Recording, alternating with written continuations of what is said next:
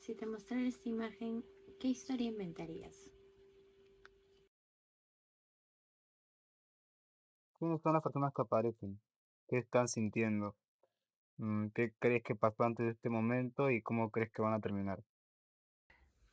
Sin darnos cuenta, cuando respondemos a estas preguntas, dejamos salir nuestros miedos, deseos, recuerdos y formas de entender la vida.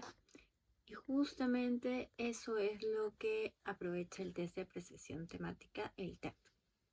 TAT es una de las técnicas proyectivas más utilizadas en la psicología clínica y de la personalidad desde hace muchas décadas. En este video vamos a explicarles de forma clara y profunda qué es y cómo nos permite comprenderlo.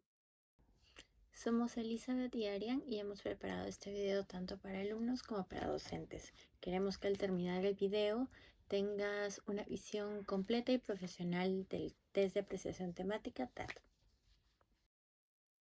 Nos basaremos en el manual clásico de Henry Murray y utilizaremos las láminas clásicas del TAT que se emplean en la práctica clínica. Así que si alguna vez te preguntaste qué mira y qué escucha un psicólogo cuando alguien cuenta una historia frente a una lámina, quédate porque eso es exactamente lo que vamos a mostrar.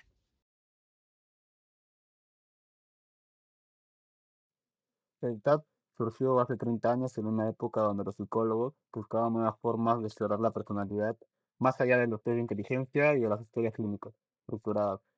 A Henry Murray, junto con su equipo de Harvard, se les ocurrió comenzar a trabajar con imágenes ambiguas que provocan relatos de error y significado. La primera edición fotográfica del TAT apareció en 1938. En ese momento constaba de 20 láminas impresas en blanco y negro. Más adelante, en 1943, se amplió a 31 láminas y a lo largo del tiempo la experiencia clínica fue mostrando que no todas eran necesarias en cada caso y se terminó consolidando un conjunto de 20 láminas principales que son las que se utilizan con más frecuencia en la práctica.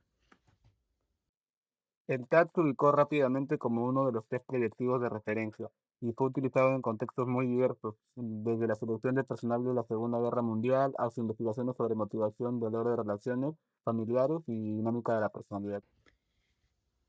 Algo importante es que el TAT nace en un contexto teórico fuertemente influido por el psicoanálisis y por las primeras teorías de la personalidad. Murray no solo crea un test, sino toda una forma de pensar la personalidad basada en necesidades internas y presiones externas que veremos en el siguiente punto.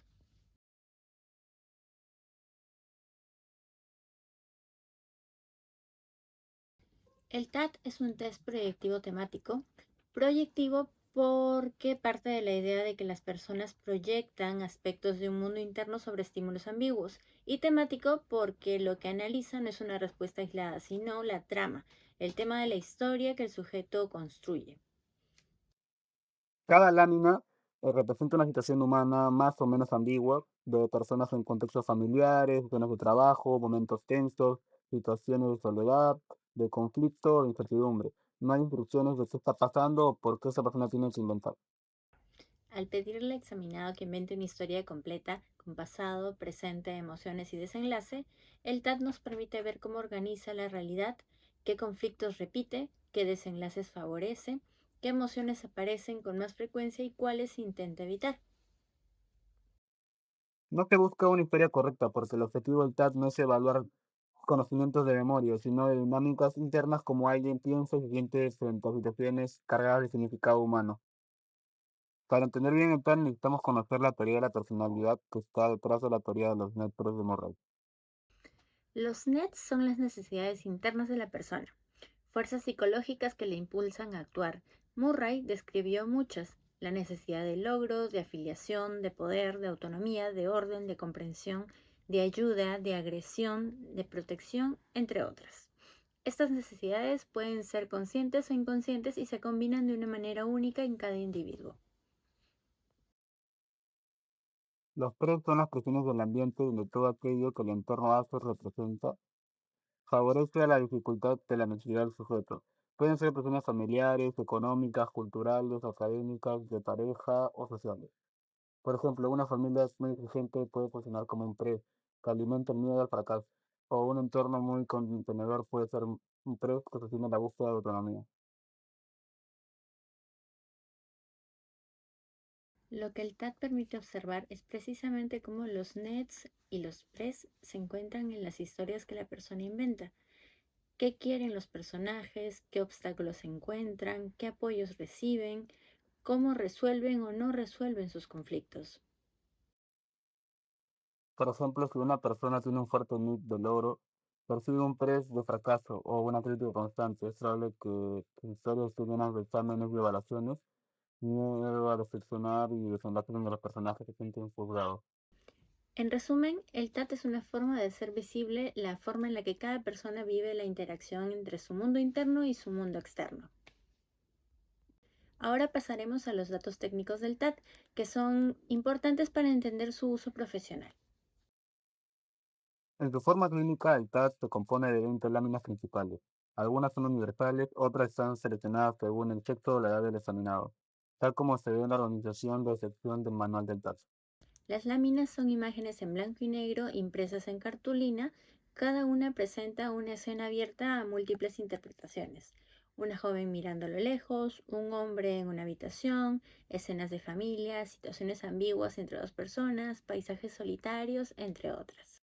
La aplicación es individual. El evaluador muestra las láminas una por una y pide una historia por cada una. La duración total depende del número de láminas y del estilo narrativo de la persona, pero habitualmente oscila entre 50 y 90 minutos.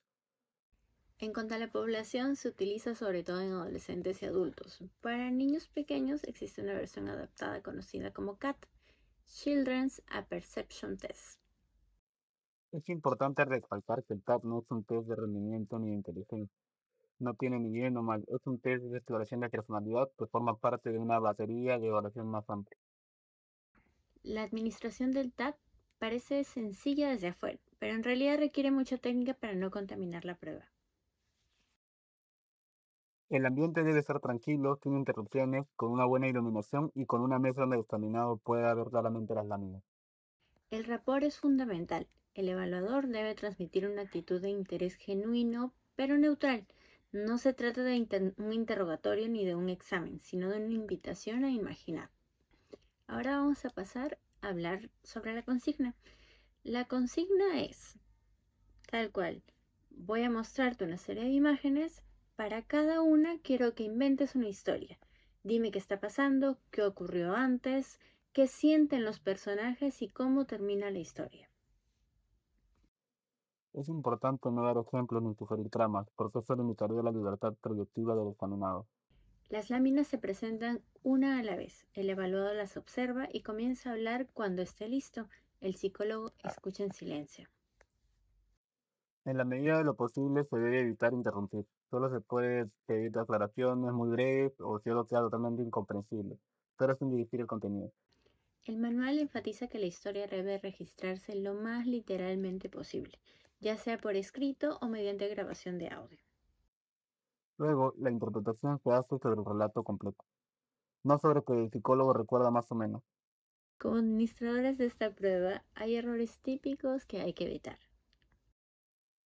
Interrumpir el examinado a cada rato, Mostrar cara sorpresa, aprobación o juicio. examinar demasiado una lámina como si fuera la respuesta correcta. O apurar al sujeto porque ya se está demorando mucho. Todo esto contamina el proceso proyectivo y hace que la historia deje de ser espontánea. Una vez recolectadas las historias, viene la parte más complicada y delicada, la interpretación. El manual de Murray propone analizar las historias en base a varias categorías que no se toman de forma aislada, sino integradas entre sí. Primero, el tema, el cual es la idea central que recorre la historia, puede ser abandono, esfuerzo, amor, fracaso, conflicto, reconciliación, entre otros. Según el héroe protagonista, la figura con el examinado suele identificarse, observamos su edad, su rol, su forma de actuar y de sentir. Tercero, los nets. ¿Qué quiere el héroe? ¿Qué necesita? ¿Qué le falta? ¿Qué intenta conseguir? Cuarto, los tres que presiones o condiciones del ambiente ayudan o dificultan al héroe. Quinto, el conflicto. El problema central de la historia, aquello que genera tensión. Sexto, el aspecto predominante. ¿Qué emociones dominan el relato como miedo, tristeza, ira o culpa? Séptimo, el desenlace. ¿Cómo termina la historia? Si de forma positiva, negativa, ambigua o sin solución clara. Y finalmente los recursos, qué capacidad muestra el protagonista para enfrentar las dificultades, pide ayuda, se rinde, se esfuerza, se aísla, piensa, actúa, se paraliza. Lo importante es ver patrones, qué temas, emociones y desenlaces se repiten a lo largo de las distintas láminas. Ahora vamos a mostrar cómo se ve todo esto en la práctica. Les leeremos una historia que un evaluado inventó para esta lámina y luego haremos la interpretación. Ahí yo veo a una chica de 19 años llamada Catalina. Lo que está tratando de hacer es salir adelante para no quedarse ahí en ser ama de casa con la señora que está al fondo, mirando cómo trabaja su esposo, sus hijos, su familia en la tierra. Que no es malo, pero ella es la razón de sobresalir. Porque ahí lo que está viendo volteando, yo pienso que es lo que está viendo en su pasado. Viendo a su mamá cómo trabajaba en la tierra y ahora ella quiere sobresalir. Es más, yo siento que él está logrando porque está con un libro. Yo creo que está sintiendo que está diciendo, mira, yo no me voy a quedar ahí y siento miedo de no lograrlo. Y mirar hacia atrás para darse cuenta que tiene que lograrlo porque no quiere estar ahí. Es como si su papá se hubiese intentado tanto porque ella va a estudiar y ya creció ahí. Y bueno, está viendo a su papá y a su mamá trabajando. Vuelvo y dice que ella se quedó acá y lo voy a lograr. Viéndola cómo mira, cómo cree que lo va a lograr. Su mamá sigue mirando a su infinito. Y a veces uno mira así un mente en blanco para volver a empezar. Ella luchando porque su hijo sobresalga, que tenga una vida diferente, que no es mala, que eres mejor que lucha que salir de ahí con la vida. Catalina tiene una mirada de añoranza, como de pena de lo que le aqueja, pero quiere salir y lo logra, sale de ahí. Ahora veamos cómo se analiza esta historia. El tema central es la superación personal y la búsqueda de un futuro distinto al origen familiar. Hay una tensión entre quedarse en la tierra y salir a estudiar, acompañada de miedo, nostalgia y esperanza. El héroe de Catalina es una joven de 19 años que desea progresar. Es un personaje con el cual la evaluada fácilmente puede identificar. Alguien que mira su pasado humilde y quiere construir otra progresivo. En la historia aparecen claramente varios nets. Primero, el net de logro. Quiere salir adelante y sobresalir. El net de autonomía no quiere quedar atrapada en el mismo contexto. El net de identidad busca definir quién es ella más allá del rol familiar. El net de reconocimiento y gratitud hacia los padres, porque valora el esfuerzo que han hecho por ella. Y el net de seguridad, miedo a no lograrlo. Los tres también incluyen el trabajo duro en la tierra como símbolo de un contexto socioeconómico limitado, el rol tradicional de la madre que esté ahí, las expectativas de los padres que han luchado para que ella estudie, el peso del pasado que la protagonista puede sentir como algo que debe también, pero también valorar. El conflicto principal es la tensión entre el pasado y el futuro. No quiero quedarme aquí, pero me da miedo no lograrlo. Es un conflicto muy humano y muy actual, la lucha por la movilidad social y el temor a fracasar. En cuanto a las emociones, encontramos lo siguiente: miedo al fracaso, deben mezclarse por lo que esa determinación, esperanza y gratitud de su padre. El desenlace es claramente positivo, lo logra y sale de ahí. Esto muestra una representación interna de sí misma con posibilidad de éxito. Frente al conflicto, la solución imaginada no es el derrumbe, sino el triunfo. Catalina utiliza varios recursos adaptativos. Estos son perseverancia, claridad de metas, capacidad para usar el estudio como herramienta y apoyo emocional de la madre y de la familia. El libro funciona simbólicamente como el camino de salida, es decir, a la educación. En síntesis, esta historia proyecta una persona con fuerte deseo de progresar, consciente de sus limitaciones, pero con una visión esperanzadora. El miedo al fracaso está presente, pero no la paraliza, más bien la impulsa, y el vínculo con la madre aparece como una base de apoyo, no como un obstáculo. Y algo clave, esta es solo una lámina, la interpretación final del TAP es integrando toda la historia con la información clínica, nunca a partir de un solo relato aislado. El TAC se utiliza en muchos campos de la psicología. En química se emplea para explorar dinámicas de personalidad, conflictos inconscientes, estilos de vínculos, recursos lúdicos y temas recurrentes en la vida del paciente. También se ha utilizado en orientación vocacional para conocer motivaciones de logro, de poder o de afiliación, en investigaciones sobre el liderazgo y motivación, en contextos forenses para explorar la forma en la que la persona vive la norma, la culpa, la agresión o la responsabilidad. En el trabajo con adolescentes, el TAT permite acceder a temas que muchas veces no emergen en una entrevista directa. Miedo frente al futuro, conflictos con los padres, vivencias de separación, identidad y etc. En resumen, el TAT es una herramienta muy flexible que puede adaptarse a distintos propósitos, siempre y cuando se utilice de forma ética y dentro de un marco clínico. Como todo instrumento psicológico, el TAT tiene enormes ventajas, pero también limitaciones importantes que cualquier profesional debe conocer. Una de las principales limitaciones es que el TAT no ofrece puntuaciones estandarizadas como los test psicométricos tradicionales. Su naturaleza proyectiva implica una interpretación más cualitativa, lo que puede aumentar la subjetividad si el profesional no está bien entrenado. El contenido de la historia depende fuertemente de variables como el estado emocional y su nivel cultural, su capacidad narrativa, su imaginación o incluso la relación con el evaluador. Además, las láminas del TAT fueron creadas en la década de 1930. Algunos elementos pueden sentirse culturalmente desactualizados, lo que afecta la identificación del examinado. Esto significa que el psicólogo debe interpretar siempre con sensibilidad cultural. El TAT no puede por sí solo diagnosticar un trastorno mental, no es un test que genere etiquetas diagnósticas. Debe integrarse con entrevistas clínicas, observación conductual y otros instrumentos. Es una pieza dentro de un proceso evaluativo completo, no un resultado final. Además, no es adecuado para personas con dificultades severas del lenguaje, baja comprensión verbal, deterioro cognitivo o estado de crisis, porque el rendimiento narrativo se vería afectado. Una de las críticas más recurrentes es el riesgo de sobreinterpretación. Por eso, el psicólogo debe tener una formación sólida en teoría proyectiva y en el manual del TAT. La interpretación siempre debe basarse en lo que la persona dice, no en lo que el evaluador supone. No se interpreta las láminas, se interpreta el relato del suceso. Por eso, el manual insiste en que se debe analizar patrones a lo largo de todas las láminas, no conclusiones aisladas basadas en una sola historia. El aplicar el TAS requiere responsabilidad ética. El evaluador no debe inducir a respuestas, seleccionar al examinador ni interpretar la historia frente a él. Las historias del TAT pueden contener elementos muy íntimos y dolorosos. Por eso, la confidencialidad es fundamental. El examinado debe sentirse seguro para proyectar sin miedo.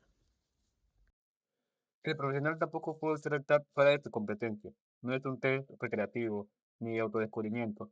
Su uso indebido puede causar daño psicológico. El psicólogo debe mantener total neutralidad emocional. No juzgar, no sugerir, no guiar, no preguntar más de lo necesario. Incluso una sonrisa o un gesto puede cambiar el contenido proyectado. Y en la interpretación también se debe evitar proyectar sus propias creencias y experiencias sobre el relato del examinado. La neutralidad es una condición ética esencial. El TAT es un instrumento que requiere mucha experiencia clínica. Se necesita formación directa, supervisión y práctica continua para interpretar historias de forma responsable. Si se utiliza sin entrenamiento, el riesgo de error interpretativo es muy alto. Por eso en muchos países su uso es reservado estrictamente para psicólogos clínicos o psicoterapeutas. En resumen, el TAT es una herramienta poderosísima, pero debe usarse con rigor clínico y sensibilidad ética.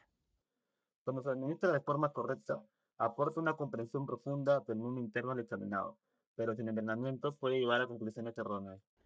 Por eso, el TAT no es solo un test, es un acto clínico que requiere responsabilidad, formación y respeto por la experiencia emocional de cada persona. El TAT nos muestra que frente a una simple imagen, cada persona cuenta una historia distinta.